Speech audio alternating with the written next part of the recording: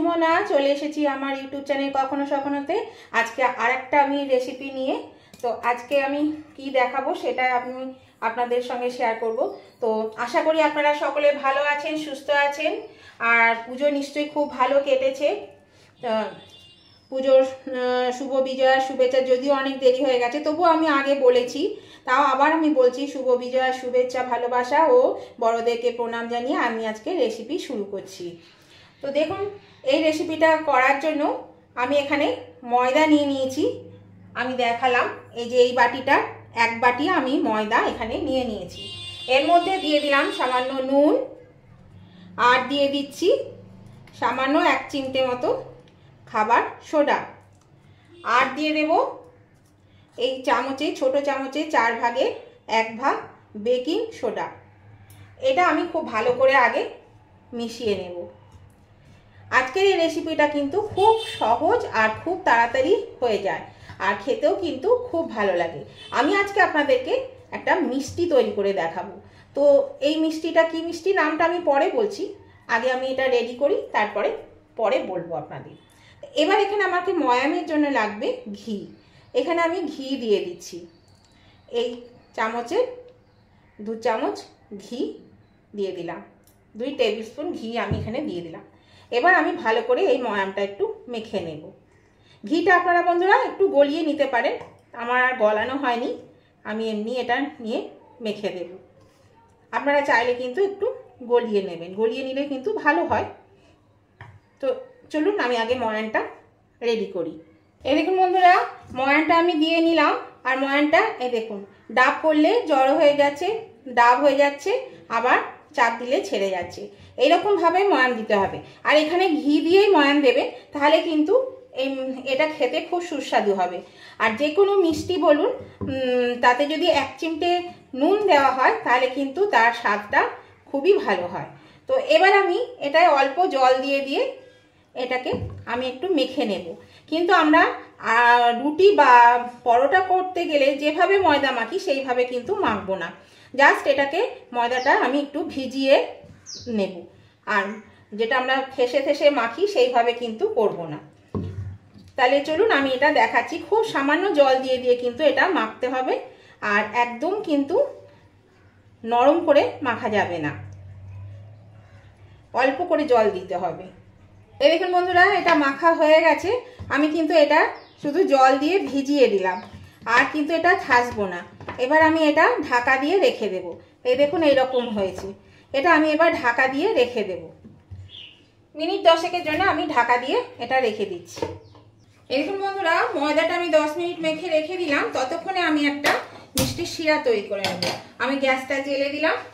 এবার আমি এর মধ্যে দিয়ে দিচ্ছি এই বাটির, এই দেখুন বাটিটা এমন কিছু বড় না, এই বাটির 1 বাটি থেকে একটু কম চিনি দিয়ে দিলাম, আর দিয়ে দেব এই বাটির 1/2 বাটির মতো জল।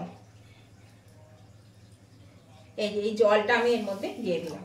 এখানে আমি একটা শিরা তৈরি করে নিচ্ছি। এর মধ্যে দিয়ে দিচ্ছি 3টে এলাচ, থেতো করে নিয়েছি, এলাচটা দিয়ে দিলাম। শিরাটা তৈরি হোক। এরকম বন্ধুরা, চিনিটা গলে গেছে, এর মধ্যে আমি দিয়ে দিচ্ছি একটু কেশর, এটা দিয়ে দিলাম। চিনিটা ততক্ষণ শিরাটা বেশ ভালো করে একটু তৈরি হয়ে যাক, আর আঁচটা আমি মিডিয়ামে দিয়ে দিলাম। মিডিয়ামে শিরাটা তৈরি করে নেব।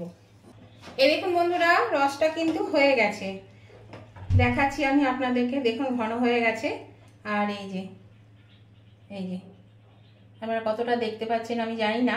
এই দেখুন দেখাচ্ছি। দেখুন এরকম হলেই কিন্তু জানতে হবে রসটা হয়ে গেছে।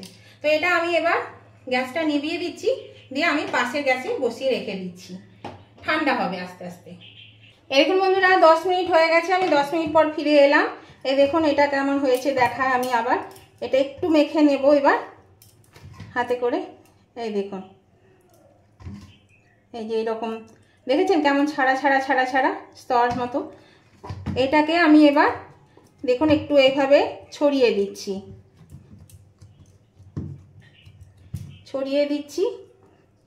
এটা একটু কেটে এর ওপরে এটাকে লাগিয়ে দিচ্ছি, এইভাবে করে দিলাম। এই যে একটা লেয়ারের মতো হয়ে গেল। এবার আমি এখান থেকে ছোট ছোট করে বল নেব। খুব বেশি বড় কিন্তু লেচি কাটবো না, কারণ আপনারা জানেন যে এটা কিন্তু ভাজলে পরে অনেকটাই বড় হয়ে যাবে, আর রসে দিলেও তখন বড় হয়ে যাবে। এখানে আমি এই দেখুন আঙুল দিয়ে এইভাবে একটা মাঝখানে ঠিক ফুটো মতন করে দিলাম। এই যে এখানটা এরকম করে দিলাম। এইভাবে আমি প্রত্যেকটি লেচি করে নেব। এখানে আপনারা আঙুল দিয়েও করতে পারেন, কিংবা আমি দেখাচ্ছি আর একটা, এইভাবে করে আমি রেখে দিচ্ছি। এই দেখুন বন্ধুরা, আমি আবার একটা করে দেখাচ্ছি। এইভাবে নিয়ে আমি এইভাবে লেচিটা করে নিলাম। বাড়িতে আমাদের পেন থাকে, এই দেখুন এই ধরনের একটু মোটা ধরনের পেন নেবেন, বেশি সরু পেন নেবেন না। ঠিক মাঝখানে এইভাবে ঢুকিয়ে দেবেন, তাহলে দেখুন খুব সহজেই কিন্তু জিনিসটা হয়ে গেল। এইভাবে আমি সব লেচিগুলোকে করে নেব। এরকমভাবে সব কটা তৈরি করে নিই। আবার আমি একটা দেখিয়ে দিচ্ছি। এই যে আবার এটা দিয়ে পেনটা দিয়ে মাঝখানে ঢুকিয়ে দিলাম। এই দেখুন এ4 ওফোর হয়ে গেল। তাহলে চলুন আমি এইভাবে সবগুলো বানিয়ে নিই। প্রথমে এই দেখুন বন্ধুরা, আমি এই লেচিগুলো সব বানিয়ে নিয়েছি। এরকমভাবে এগুলো এইরকমভাবে বানিয়ে নিতে হবে। আর একটা দেখুন কত ছোট্ট একটুখানি বেঁচেছিল, সেটা দিয়ে এটা বানিয়েছি। তো এখন নিশ্চয়ই আপনারা দেখে বুঝতে পারছেন আমি কি বানাতে চলেছি। একদম ঠিক ধরেছেন, আমি বালুশাই বানাতে চলেছি। তাহলে চলুন এইগুলো এবার ভেজে নেব। এই দেখুন বন্ধুরা, গ্যাসের চুলায় আমি একটা প্যান বসিয়ে দিয়েছি, আর প্যানের মধ্যেও কিন্তু আমি একটা একটু তেল দিয়ে দিয়েছি, বেশ খানিকটাই তেল দিয়ে দিয়েছি। তো এর মধ্যে আমি 1 চামচ ঘি দিয়ে দিচ্ছি। এটা যদি পুরোটাই ঘিয়ে ভাজতে পারেন তাহলে তো খুবই ভালো হয়, কিন্তু আমাদের পক্ষে তো সেটা সম্ভব নয়। তো সেই জন্য আমি তেলের মধ্যে 1 চামচ ঘি দিয়ে দিলাম। আর বয়ামটা কিন্তু অবশ্যই ঘি দিয়ে করতে হবে। আর এই মিষ্টিটা বন্ধুরা, সামনেই তো কালী পুজো, আর কালী পুজো মানেই কিন্তু ভাইফোঁটা। তো আমরা যদি ভাইদেরকে নিজের হাতে কোনো মিষ্টি বানিয়ে খাওয়াই, তাহলে এর আনন্দটা কিন্তু খুব কি বলবো আলাদা ধরনের হয়। তো আপনারা চাইলে কিন্তু এই ভাইফোঁটার দিন ভাইদেরকে নিজের হাতে এই মিষ্টিটা বানিয়ে খাওয়াতে পারেন। তো সেই জন্যই আমি আজকে আপনাদেরকে দেখাচ্ছি। দেখুন তেলটা কিন্তু বেশ হালকা হালকা গরম হয়ে গেছে, আর এটা কিন্তু কমানো আছে। এই তেলটা কিন্তু কমই দিতে হবে, একদম বেশি গরম করা যাবে না।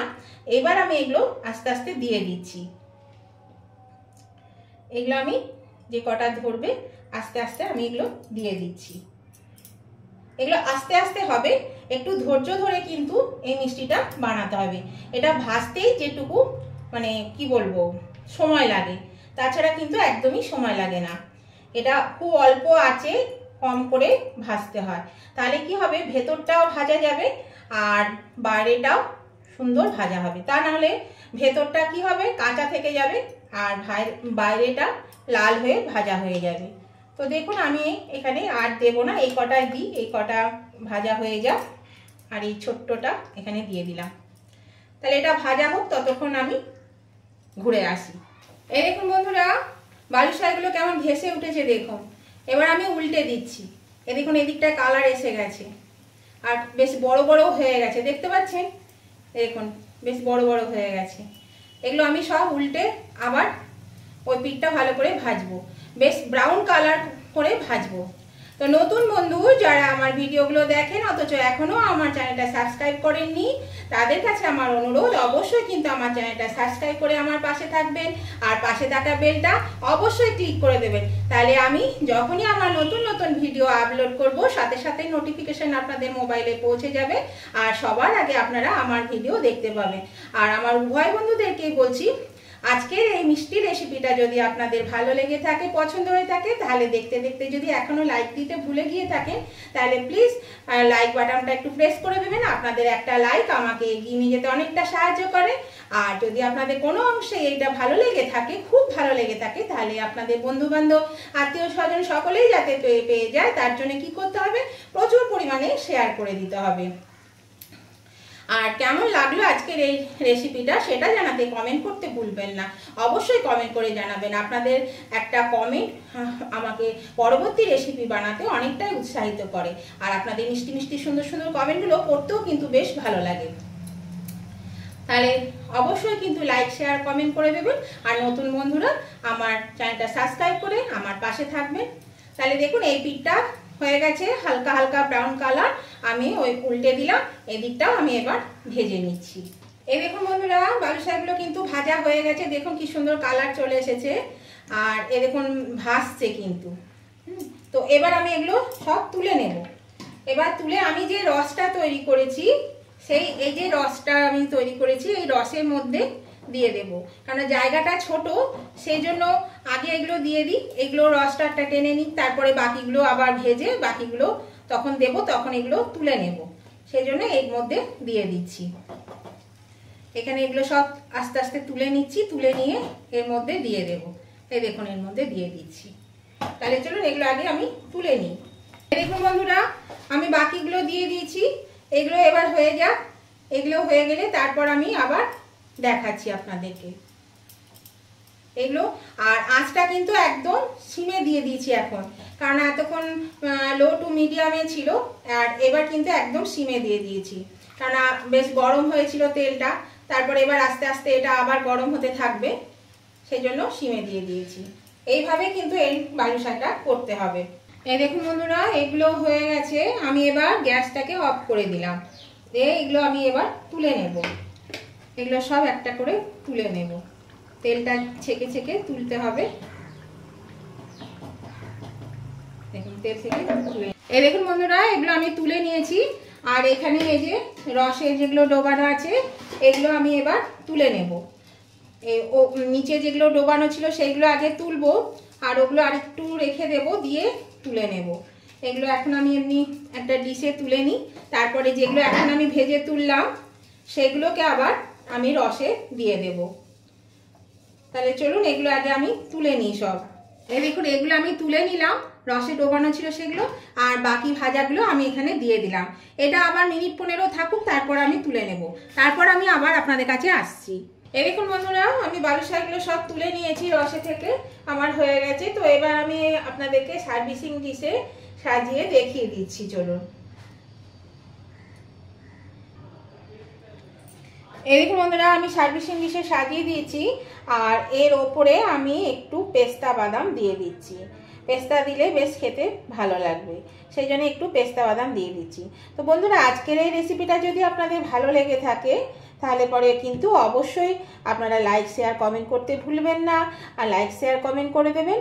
আর নতুন বন্ধু যারা এখনও আমার চ্যানেলটা সাবস্ক্রাইব করেননি তারা কিন্তু অবশ্যই সাবস্ক্রাইব করে আমার পাশে থাকবেন। আর পাশে থাকা বেলটা অবশ্যই কিন্তু ক্লিক করে দেবেন। তাহলে পরে যখনই আমি আমার ভিডিও আপলোড করব সাথে সাথে নোটিফিকেশান আপনাদের মোবাইলে পৌঁছে যাবে। আর সবার আগে আপনারা আমার ভিডিও দেখতে পাবেন। তো দেখুন আমার কিন্তু কথা বলতে বলতে এটা সাজানো হয়ে গেল। আর এভাবে কিন্তু অবশ্যই আপনারা বাড়িতে যে কোনো সময় বানিয়ে খেতে পারেন। যখনই ইচ্ছে হবে মিষ্টি খাওয়ার আপনারা খুব সহজেই কিন্তু এটা বানিয়ে খেতে পারেন, খুবই ভালো লাগবে খেতে। তো দেখুন আমি একটা মিষ্টি আপনাদেরকে ভেঙে দেখিয়ে দিচ্ছি কতটা সুন্দর হয়েছে। এই দেখুন ভেতরটা কতটা জুসি আর ওপরটা কতটা ক্রিস্পি হয়েছে, দেখেছেন?